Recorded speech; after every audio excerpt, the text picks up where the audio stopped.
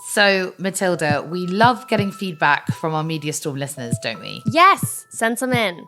And in our first series, we did an episode on fat phobia with wonderful guests Stephanie Yaboa and Essie Dennis. And we had a really brilliant and engaging discussion with them. And a lot of the feedback was so wonderful and really powerful. And then there was some feedback that you passed on, which was when we were talking about fat phobia, we didn't really talk about men or masculinity. It was really skewed towards women. Absolutely. And I think that was natural for us. We are women. I was focusing on endometriosis in the investigation, which affects mostly women. And historically, women's bodies have faced a much larger amount of scrutiny. Men's bodies haven't really been the subject of debate in the same way. And the body positive movement, for example, while not necessarily a gendered movement, has so far kind of focused on women. Right, exactly. In preparation for this episode, I was scrolling through the Daily Mail sidebar of shame. I don't know if that's what you call it. It's what we used to call it at school. 100%. Looking into the language and scrutiny of men's bodies. And it was there. But for every one article reducing men to their appearances, there were 20 doing the same thing for women. Right. But when we got this feedback, I couldn't help thinking, yeah, of course boys are taught from a young age to buy into certain cultural ideas about what it means to be a man. And that has to feed into how they see their body image. Right. And I think so often men are told to display outward strength, but not inward emotion. And that's exactly what I found out. I'm off to explore what is driving the rising rates of disordered eating in men and why men might not seek help as quickly as women. And I'll see you back in the studio with a very special guest to discuss everything around this media storm. I was losing weight and I was hitting my targets. Everyone's happy with me. Ripped, as the young kids say. His body looks jacked. Yeah, he looks quite tall. He does look quite tall. It took so long to get specialist help. Davide, he looks like one of those guys out of a rom-com film. He's like tall, muscly. What is wrong with the phrase man up? So why has it become this toxic thing?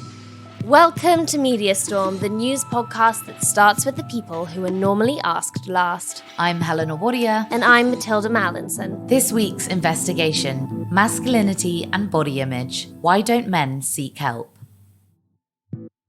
Recent analysis from the Royal College of Psychiatrists has revealed that hospital admissions for people with eating disorders have risen 84% in the last 5 years. The data shows boys and young men are increasingly affected. The annual hospital admissions for men with eating disorders has more than quadrupled since 2007. A 2020 YouGov survey found younger men struggle with body confidence nearly as much as women. Body dysmorphia is now thought to affect men and women in equal numbers. Did these statistics shock you? And is that because the strong, silent male stereotype still persists today, stopping men reaching out for help? Without any help at all whatsoever, not sort of formal help, I sort of overcame it myself. That's the voice of 36-year-old Sam Thomas. He's a writer who back in 2008 founded the charity Men Get Eating Disorders Too, which helps men speak out and seek help for disordered eating. Sam told me he developed bulimia, an eating disorder where food is usually binged, then purged, such as through vomiting, when he was 13 years old. He told me it was mainly a response to the homophobic bullying he suffered at school. What I used to do is run out of lessons or avoid lessons completely and hide in the boys' toilets. I would lock myself into a cubicle and I would comfort eat on the contents of my lunchbox. So it'd be sweets and crisps and sandwiches and things. And then as time went on, these sort of sessions became very regular. Started with comfort eating, sort of progressed into sort of full-blown binge eating. And at some stage, it crossed over into sort of binging and purging. Because of the build-up of tension and anxiety, that sort of nausea, sort of sick feeling that most of us will have experienced many times in our lives, sort of externalized, got that out of my system, so to speak. So it's very cathartic. So that became a very regular pattern during school, after school, very much in isolation, because the nature of bulimia is very secretive, very hidden. And of course, no one knew about it for that reason. I had no idea about eating disorders back then. You know what I mean? We weren't talking about anorexia, let alone bulimia, let alone eating disorders in men even. So it was very much the dark ages of our understanding around these issues, really. You're talking about that kind of dark ages thing and not knowing what it was. I wonder when you first heard the word bulimia. I actually heard the word bulimia for the first time when I was reading an agony aunt column in one of my mum's magazines. And actually, I remember this letter from a single mother who had recently split up from her partner. And when she put the kids to bed, she would binge and purge. Now, of course, I didn't relate with her situation, but I certainly related with the behaviours. And that's how I came to learn of bulimia for the first time. And I remember the agony aunt sort of saying that, you know, this disease is called bulimia. It's very serious. It's a mental health illness. And she listed all these health sort of impacts that it would have, ranging from cardiac arrest to your stomach rupturing and all sorts of scary things. And of course, being the age that it was at 15, you know, that was really, really scary. Sam attempted to get help at age 16, but he needed parental consent for mental health services and didn't want to involve his mum. He describes healing from bulimia without formal help. I got involved in volunteering projects for LGBT youth and mental health. So I kind of found all these different ways and means really to sort of find a purpose, I think. Over the period of probably about 3 years, from the ages of 18 to 21, the bulimia sort of got gradually phased out to the point where it almost became redundant. And it sounds a bit of a cop-out when I say it like that over time, without any help, not sort of formal help, as in treatment, that sort of thing, I sort of overcame it myself. But there's a caveat to that because I never really recovered. You know, I swapped bulimia for alcohol throughout my 20s. So, you know what I mean? It was sort of a switching sort of exercise, I suppose. Did you feel that potentially if you were a woman, your treatment would have been different? Absolutely. Having reflected on that for many years, that became the main reason, really, why I set up a charity in the first place. In 2006, 7, 8, there was quite a lot of media hype around eating disorders around size 0. And of course, it reaffirmed the whole stereotype that people with eating disorders were firstly women. They were mostly younger. They all aspired to sort of fashion and celebrity culture, wanted to be catwalk models, that sort of thing. And of course, being somebody who's a man with bulimia, you know, my sort of experience was the complete opposite to that. You know, my early experiences of getting help were pretty much non-existent. You know, nothing happened. So has this stereotype of a woman's illness disappeared? I wanted to find out if charities who provide help for those with disordered eating have moved away from resources targeted at women only. So I sat down with Tom Quinn from Beat, the UK's main eating disorder charity, founded back in 1989. Do you think that the resources are still targeted towards women, or have you seen that change at all in your time working in the sector? Well, we've certainly tried to improve. I'm sure there's more that we could do. And to be very open about this, the majority of people, more than 75% of the people who volunteer for us, who use our services, are female. So we recognise there's work that we need to do to, you know, make sure that guys kind of looking at our website, you know, looking at what we do, see themselves in that and feel comfortable seeking help. I mean, I've heard from more than one man that said that, you know, they went into treatment for the first time. They were the only man there. But we are trying to do things. I mean, goodness, 5 years ago, our branding, you know, the colours we use, you know, lots of sort of stereotypical female colours, things like that. So we've really tried to improve our branding and also some of the imagery that we use to really make any guy that's kind of brave enough to search for help. We want to make sure that if they come to our website, it's clear that they won't be alone. In this investigation, I've been searching for support groups for men with disordered eating. We'll hear from one a bit later on, but in reality, there are very few. Beat run a number of eating disorder online support groups for specific eating disorders, for specific ages, and even for gymnasts. But there isn't one specifically for men. You know, I think there are similarities in experience between men and women. So I would like to think we create an environment where if men were coming along to one of our online support groups, they wouldn't feel, you know, sort of out of place. We are thinking, is that something we need to think about in terms of having kind of support groups specifically for men? And that is something that we're starting to think about. I think the proportion of men that come forward for help is lower than you would expect, given what we think the sort of prevalence of the illness amongst men are. So there is still work to do. I just felt really abnormal and like I couldn't reach out. And I'm not embarrassed to say I tried to take my own life. Danny Bowman only got help for body dysmorphic disorder, a mental health condition where a person spends a lot of time worrying about perceived flaws in their appearance after reaching what he describes as crisis point. My personal journey started when I was 14 years old. I remember feeling a sense of inadequacy. I remember looking around at other men in my group. I was a rugby player, I played rugby, and I remember just looking at them thinking, everyone looks better than me. Everyone's more intelligent than I am. And that feeling of inadequacy really focused in on the way I looked. And obviously I was a sportsman as well. So I tried to kind of improve my appearance by building muscle. And I became obsessed with my skin, my weight, my hair, every part of my appearance. And it started to gradually take over my life. I would spend, 2 hours a day before school, brushing my hair, putting, moisturizer, brushing my teeth extensively. And then I started to develop purging of food as well. And it got so bad to the point where I was like leaving lessons to kind of focus on the way I looked and stare into the mirror at my kind of body image. And unfortunately, I had to drop out of school at 16 because I was spending so much time focused on my appearance and trying to improve the way I looked. And at that moment, I became housebound. I started to spend hours taking photos of myself, analyzing myself, editing it, doing it again. I felt exhausted. I didn't see a way out. I remember laying on my bed. It was a rainy day in the Northeast. And surprisingly, and I remember thinking, there's no way out of this.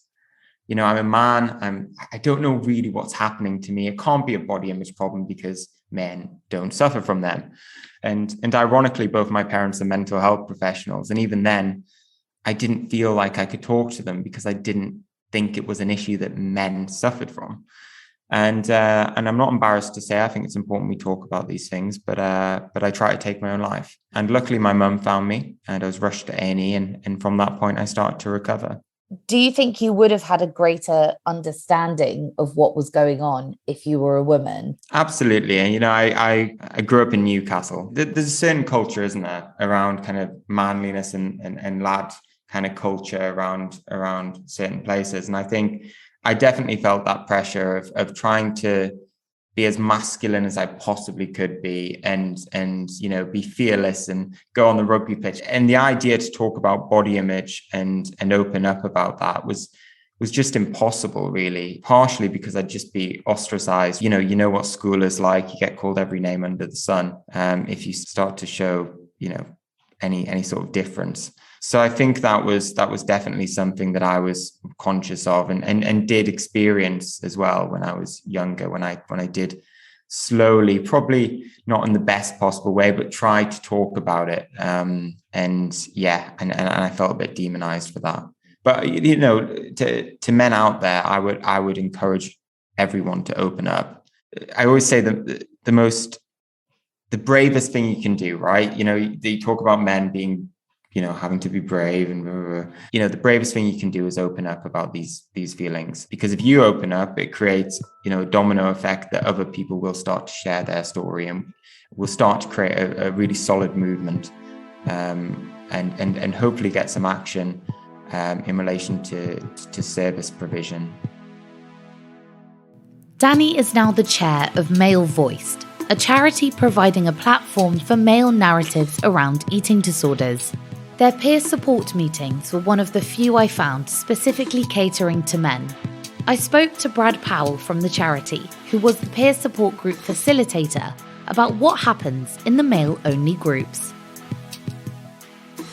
They really take the form of free-ranging discussion. So, for example, they might talk about something that was really challenging over the past month, like needing to go to a social event and finding it quite pressurizing, or they might also share something that was really positive for them. So a challenge that they were able to overcome. They offer a chance for men to get to hear from other people who have gone through similar experiences, which is really valuable because so many people have never met someone with a eating difficulty before, let alone another man or another guy. And just by knowing that you're not alone and by sharing your story, it enables you to have it has a therapeutic effect just by sharing your story and hearing from other people. It can have more of a motivational and inspirational element where people can work towards their own goals.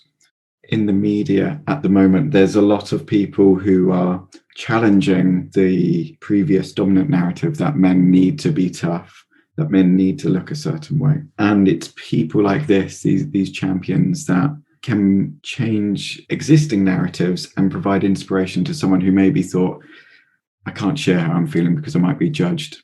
So hearing from people who have been there, more people sharing their stories and accessing places where men might be who have difficulties but are maybe not aware of that. So for example, maybe outreach events in gyms, as well as following people who have been there, could be a way of increasing and raising awareness of these things. Brad mentioning gyms here is interesting. As we've heard, disordered eating can affect men in many different forms, but on the rise is muscularity-orientated disordered eating, i.e. the drive for a bigger, more muscular body. And this is a key way that disordered eating splits across genders. We found actually that in a national sample of US adolescents, nearly a third of teenage boys report that they're trying to bulk up or gain weight, whereas only 7% of girls report that they're trying to bulk up or gain weight. That's Dr. Jason Nagata from the University of California.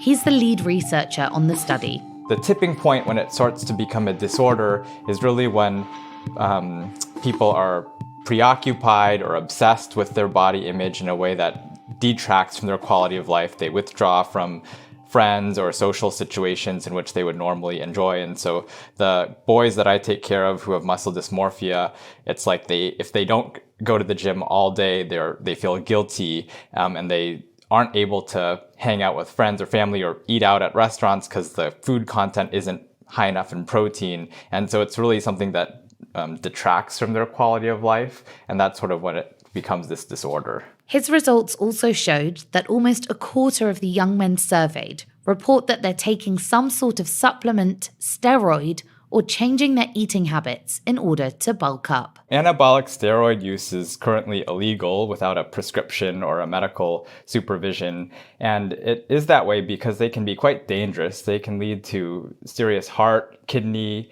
and liver problems. And in addition to that, for teenagers, it can actually paradoxically lead to stunted growth and height and issues with puberty. And steroids actually can affect the brain and lead to more aggression, irritability, and poorer mental health. And I think it's also important to note that many of the other muscle building supplements that aren't illegal currently, a lot of those supplements are not regulated or tested for safety or efficacy. So you can just buy them on the internet. You can usually purchase them over the counter in many stores. And many of those products, because they're not carefully regulated, actually contain illegal steroids or other supplements that could be unsafe. This kind of need or want to get bigger, to build muscle, is it a slippery slope to using steroids quite quickly? We do find that people who have muscularity concerns, so if they're more likely to engage in excessive exercise or even take, common supplements like protein supplements or creatine supplements, those young people are actually 3 times more likely to use steroids in the future. And so it does seem like there could be a gateway to, more, benign behaviors that then lead to the more serious behaviors. And so I do think it's important for people who are using some of the other supplements just to be aware of, how it's making them feel and what they're tempted to move on to as the next step to achieve muscularity. Dr. Nagata's research also found that young men who are Black were more likely to engage in muscle-enhancing behaviours and muscularity-orientated disordered eating. I wanted to hear why this might be, and I was contacted on Twitter by someone asking to be referred to as Lawrence. Lawrence found himself becoming an obsessive gym goer and said that stereotypes about his gender and his race led to his need to be bigger. Lawrence didn't want his voice on record, so this part is read by an actor. When did you first notice you had a relationship with the gym that was bothering you? Well, I couldn't think about anything else. The only place I felt worthy was in the gym. And how often were you going to the gym? I was going like 3 or 4 times a day. Everything else fell behind. Work, my mates. At first, some of them would come gym with me, but then they kept saying, "Whoa, you're obsessed, man." So your friends were noticing these patterns. Did you think you were obsessed? Nah, like, even now I feel a bit, I want to be like, I wasn't obsessed. The difficult thing is, you get respect when you're built, and I felt almost invincible. Don't know if it was the endorphins or whatever, because at first people would tell me I looked amazing, which made me want to get bigger. Other guys would come up to me in the gym, right, and say, "How much are you benching?" and try to beat me. They couldn't. Can I ask what made you want to go into bodybuilding in the first place? I was kind of small, yeah, and I always wanted to be bigger. I wasn't bullied or anything, but I always thought other men looked bigger than me. Also, I don't know, I have this like protector thing in me. I want to act like a protector. I feel I was told by my family to be strong, a protector. I don't want to blame them, but it's kind of why. And I don't want to use my voice because I don't want to make them feel bad if they did hear this. Also, the thing I want to say is I really didn't think I would ever be someone who was mad about the gym or what my body looked like. To be honest, yeah, I thought issues with body stuff was for like white chicks. Basically, yeah, I was a big, black, strong man. And ain't that what I'm supposed to be? Did you go anywhere for help? I Googled it once or twice. Googled, am I going to the gym too much? But then I would just find more and more information on how many calories I should be eating to be lean and shit. I always ended up on more stuff on like how to buy steroids. Did you ever buy steroids? Yeah, once. Used it once, not since. Basically, I had to move somewhere else in lockdown and the gym shut and shit. And I stopped going and I think that broke a habit. So I'm okay now. I go a bit. And I've read some stuff online about not going too much. Would you ever go and speak to someone like a mental health professional about your experiences? No, it's not that bad. And I don't want to do bodybuilding anymore. It's fine. Going to the gym, counting calories, restricting food. Have we become so used to seeing these actions as healthy that we forget to check in on the people around us? One Harvard Medical School doctor estimates that as many as 10% of men working out in gyms may be suffering, but never seek help. So does the way we view masculinity, big, strong, tough, mean that men will continue to suffer in silence? That takes us back to the studio. Thanks for sticking around.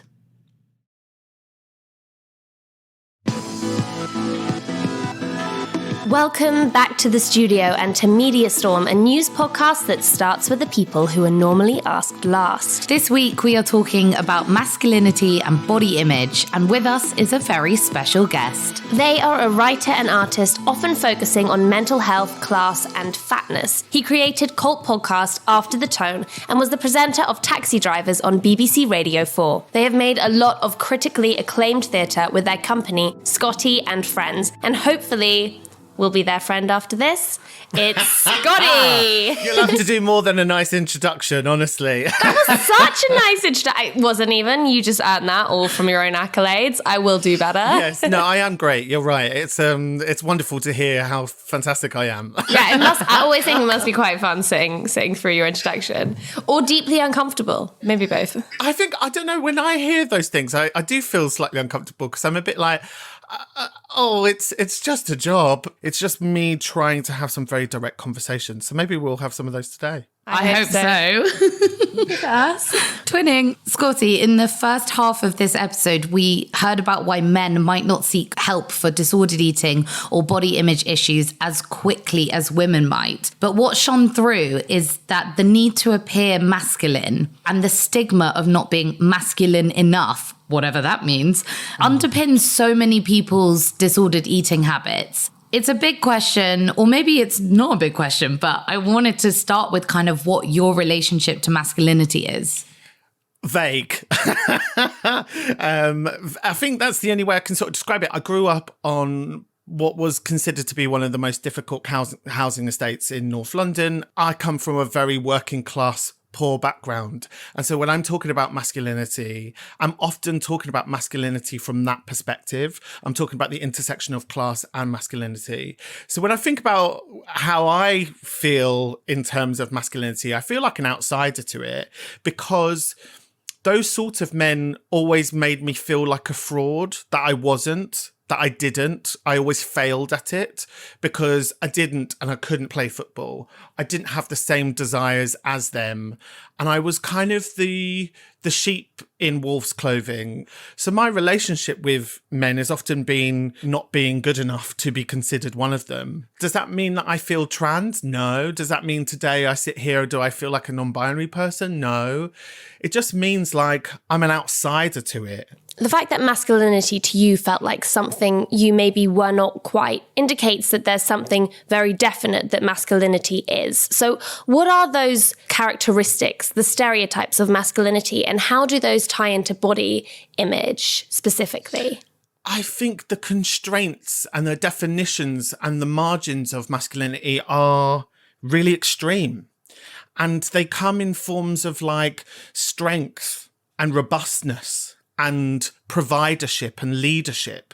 And these are things which men aren't born with. They are taught, they are to become. This is what a successful man makes. Those things are rarely available to working class and or poor men. And I think that's where we see men's mental health is so fragile. I know you put a lot of this into your memoir, which is called Bravado, which I think is just such a fitting word for this right now. Can you just tell us a bit more about Bravado? Yeah, Bravado is an observation of a decade of me living with and in close proximity to the men and the boys on my estate. I think when we look at the 90s now, like, because the kids at the moment, right, are having this like 90s nostalgia. It's a very different version of nostalgia that I remember the 90s being. I remember the 90s being quite poor, quite fueled by lots of anger and aggression through football, through quite hyper-masculine television, be that Soldier or Gladiator. My name is Maximus Decimus Meridius, Commander of the armies of the North. The things that I was consuming as a kid were these hyper-masculine, violent imagery. Father to a murdered son, husband to a murdered wife, and I will have my vengeance in this life or the next. I talk about my first fight and the first time, like, being punched and that being a rite of passage, particularly for working class men. I talk about some really violent imagery that I saw as a child that was really normalized. It was really normal for us to see brawls because the way in which communities like mine settle things, and it's called a settler, you know, is through violence often. And people don't really understand that. But if you come from a community that has been ostracized by mainstream societies who have very little trust within authoritarian police structures, then the only way that you can really settle scores is with your own means.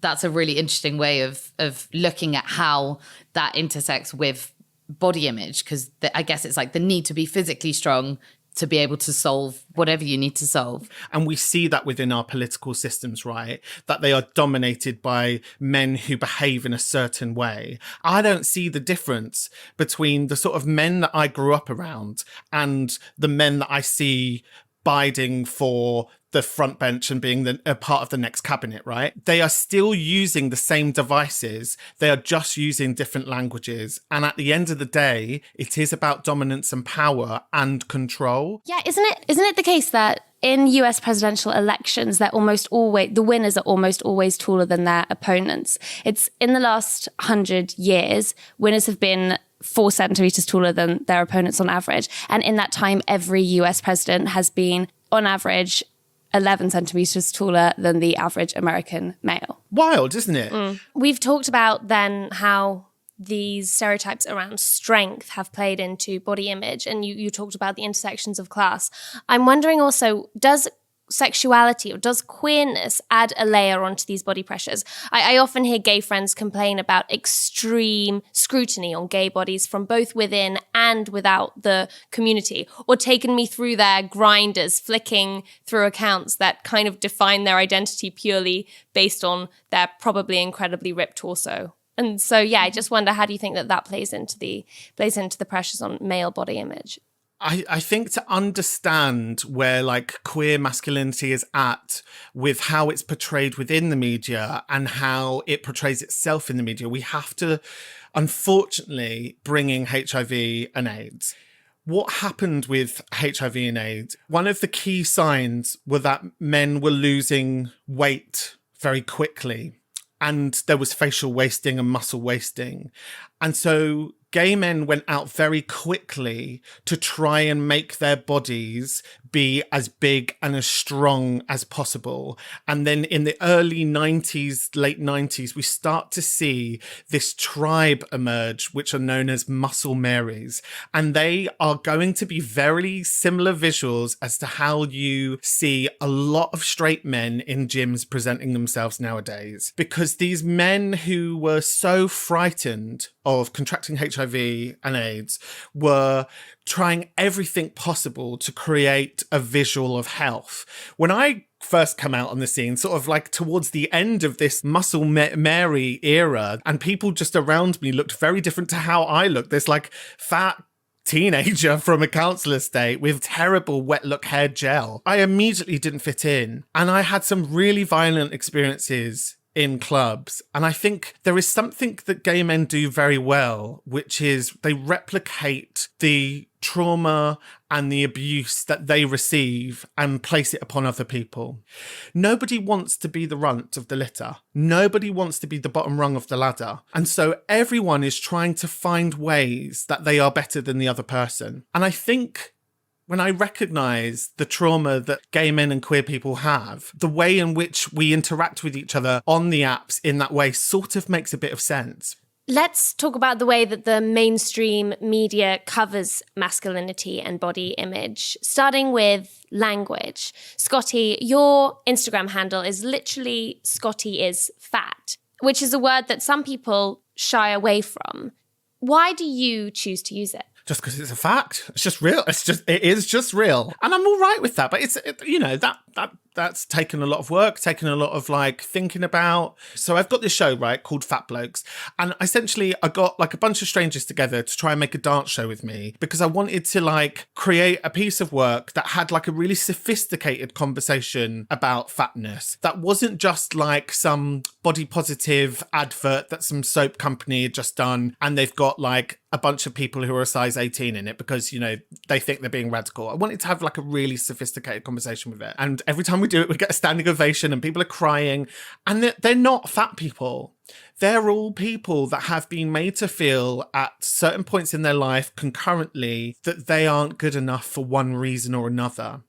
And so I think fatness can help us understand some of these things, right? Because we've all been made to feel inadequate because capitalism's excellent at making us feel guilty for not being something, so then we buy something to try rectify something about ourselves. Yeah, definitely. And I think there's kind of a trope that men don't care about how they look.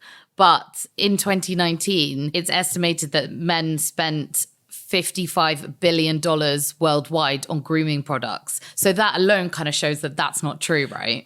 Absolutely. I think men are concerned and are living with fear that they are going to lose their hair. You know, the most telling moment for me on the internet was when I turned 35 and the adverts that were placed towards me stopped being about what clothes I could wear and it started to become like Project Fear. It was like impotency, baldness. You need to have this shampoo or have this surgery. And we've seen through a lot of these buy at home products, particularly over lockdown, where you can like supposedly sort your teeth, sort your baldness, sort your impotency. You can do teeth bleaching. You can do all of this stuff from home.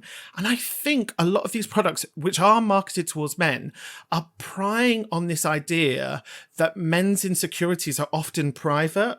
And so these men will buy a product for ridiculous sums of money to try and solve something in private, because to talk about it overtly, to bring this conversation to you and your mates, it leaves you open to scrutiny and makes you then fear just asking for help.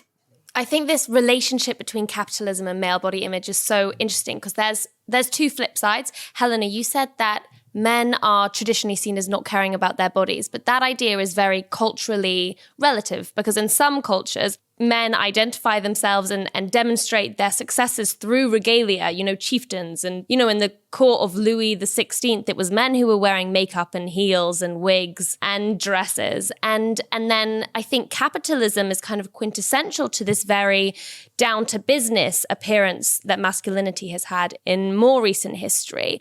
Suits and no-nonsense practicality garb, it's men being the breadwinners.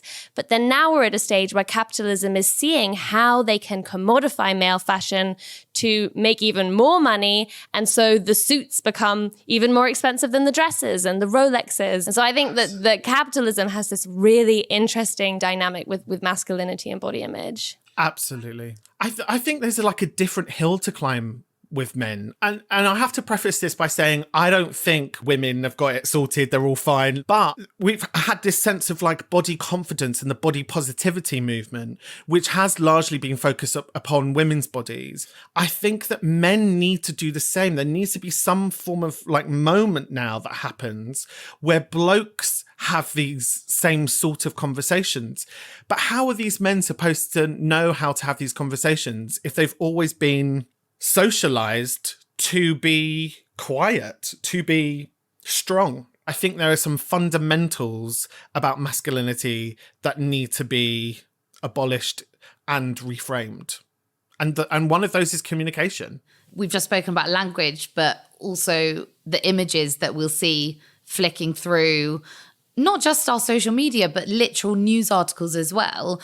The images that almost inevitably appear on news articles on this topic are either muscle-based superhero tropes, or they're headless fat torsos when we're talking about health. I'm doing inverted commas. I forgot this was a podcast momentarily. But also those send two very binary messages that you're either one or the other if you're a man. How can we reframe that? How can we move on from that? Well, then I think we need to reframe fatness, right? Because fatness is used as a shorthand to mean awaiting to be transformed. It's always the before shot. It's not the after shot. And that's the one thing that I find so interesting about fatness and how it's portrayed in the media.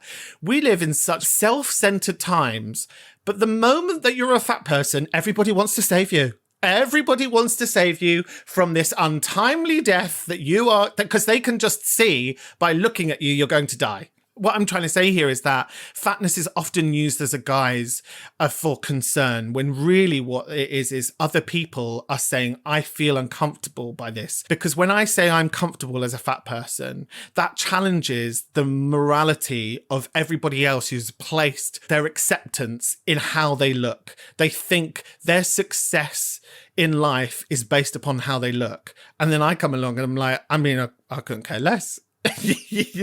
And I think that is deeply challenging to them. Also, I think we have such an obsession with health, again, inverted commas, in our society, that this is why so many disordered eating or exercise disorders go unnoticed. Because if somebody's going to the gym all the time, if they're measuring out their food, if they're counting their calories, that's seen as a good thing, and that's seen as a really healthy thing for them to be doing, and everybody heaps praise onto them. But it means that we then miss the factors, especially in men, I think, and especially with masculinity. We miss those factors where we might think, is that person okay? Are they developing a disorder? Are they developing an obsession? But we miss it because we're heaping so much praise onto them for being healthy.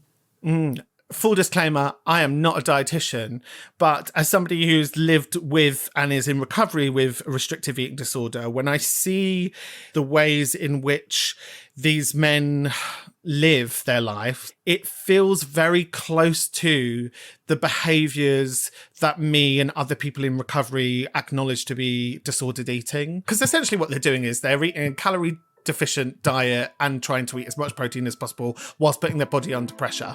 I've been nodding my head for such a sustained period of time. I look like a bobblehead toy of myself. Actually, with these headphones, I look like I'm raving at a silent disco. Time now to look at the headlines and some of the stories being written about masculinity and body image that we're looking at today. So, from the Daily Mail, no surprises there. Shocker. Love Island's Anton Daniluk is barely recognizable as she showcases his muscular physique after overhauling his diet to become a bodybuilder. Before anyone calls me out, the she in there is a typo in the original headline, in case there were any questions about the Daily Mail's editorial precision. Why are we looking at this article? Yes, correct. Why are we looking at this article? Should we just end the podcast? It's a classic Daily Mail sidebar article. We see articles like this all the time. It's peddled off a Love Island star's muscular physique. The 2020 contestant has been bulking up for professional bodybuilding. What I find particularly ironic about this article is that directly after using language like bulging biceps and washboard abs and describing this man as the hunky Adonis, the article goes on to report that Anton has faced, quote, cruel comments from online trolls about his initial weight gain, which he's now working on to transform into muscles. And so they're reporting on this cruel trolling that he's receiving from people who are fatphobic, right as it peddles exactly the language and body pressure that is creating this culture with absolutely no awareness of how those two principles may contradict each other. So what is the effect of articles like this that feed diet culture and that use such objectifying language? Okay, I want to start with Love Island because I think we have to see how Love Island and Daily Mail have tried to spin and steer themselves in the last 5 years. They've definitely tried to show no, we're not the evil ones. We haven't done anything wrong. I mean, we can see what's happening here. And you're right, but there's an acceptability politics of fatness that's going on here. Daily Mail are being he's only just being fat because he wants to be muscular, everybody. How dare you? But then, probably later on, I'm going to assume there's going to be something about obese kids. And so it's interesting where our media will allow empathy to lie. I feel like we should ask them to let me make a fat Love Island. Okay? Fat Love Island, and I tell you what, it would be far more compelling. This has got to happen. You heard it here first, everyone. Can I also add a caveat that I want a fat bisexual Love Island? That'll be chaos. That will be chaos. Love Island is more than just a television program, right? It is a culture that has touched every part of people's lives, from music, fashion, interpersonal relationships, politics. And so I do believe it has a social responsibility to do better and be better. And that is purely a comment. I've got nothing clever to offer about how we move beyond that. I'm worried for what the next decade looks like, particularly for the younger generations. And on that positive note... Listen, don't invite me over if you want me to be positive. I never promised any of those things. I do wonder if there was one thing instantly that you'd be media can change right now to change the way they report about masculinity and body image. Is there a thing that instantly springs to mind? I think one which is tokenism. We've seen it on every panel show. There's one version of acceptable person that sits outside of the mainstream. In the old days, it used to be you were allowed to have one woman on a comedy panel because men are much funnier, so they, of course, all have to be there. And the one lady, she's allowed to say a couple of funny things, but not too many, actually. We've got that with tokenism as well. Okay, and so we're going to ask the one allotted trans person what they think of the thing. I feel like there has to be more contributing voices, which is why I said yes to come and have a chat on this, because that's essentially what this podcast is about. It's about diversifying the contributing voices. And what I'd love to see is a sort of diversification of what masculinities, plural, get programmed, get put out there. You said it, Scottee. It's lived experience. But lived experience, where it is valued, is often done in a tokenistic fashion. And actually what we need is lived experience to be trusted, as Jamie Wareham, who was our guest on the last bonus episode of Media Storm, said. It's not just about bringing people with lived experience into the space. It's about trusting people with lived experience to actually take some direction over that space. And that's what we're trying to do here at Media Storm. And thank you, Scottee, for coming on and sharing your experience and expertise with us today. I mean, I wouldn't say if it was expertise, but if you were going to call it that, then I'll happily say I'm an expert. It is. That's our lobby. Well, thank you so much for joining us. Where can people follow you, and do you have anything to plug? Do you know what? People are too lazy. They could just get onto the internet and they can search me on the Googles and find it themselves. You know, like I'm too bored of having to give a plug and saying @Scottee is fat on everything. I do have something to plug. I've got a podcast that I do, which is called After the Tone. I give the general public my telephone number and they leave voice notes for me. As you can imagine, it's as chaotic as it sounds. My eyes are widening at the thought of some of the voicemails you receive. Well, I will have to tune in and find out for myself.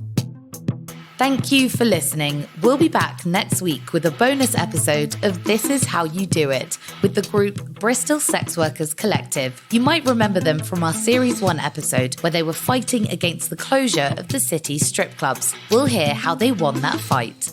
And the next episode of Media Storm will be out in 2 weeks' time, looking at the communities on the front lines of climate damage, the corporations causing that damage, and the marketing campaigns that conceal it.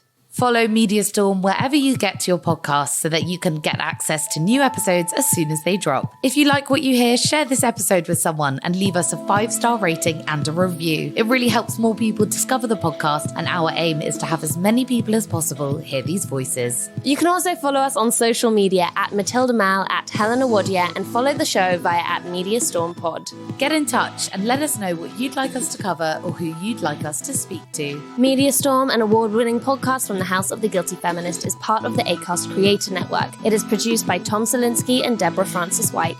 The music is by Samfire.